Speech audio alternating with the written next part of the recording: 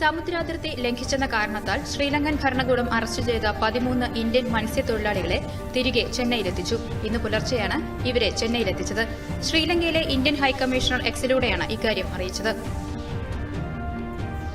തടവിൽ കഴിയുന്ന ആം ആദ്മി എംഎൽഎയും ഗോത്രവിഭാഗം നേതാവുമായ ചൈതർ വാസവ ഗുജറാത്തിലെ ബറോച്ച് മണ്ഡലത്തിൽ നിന്ന് ലോക്സഭയിലേക്ക് മത്സരിക്കും. ഡൽഹി മുഖ്യമന്ത്രിയും എഎപി നേതാവുമായ അരവിന്ദ് കെജ്രിവാളാണ് ഇക്കാര്യം അറിയിച്ചത്.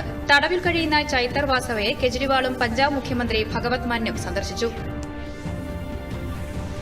അസം നിയമസഭാ ബജറ്റ് സമ്മേളനം ഫെബ്രുവരി 5-ന് ആരംഭിക്കും. ഇത് സംബന്ധിച്ച് നിയമസഭാ സെക്രട്ടറി വിജ്ഞാപനം പുറപ്പെടുവിച്ചു.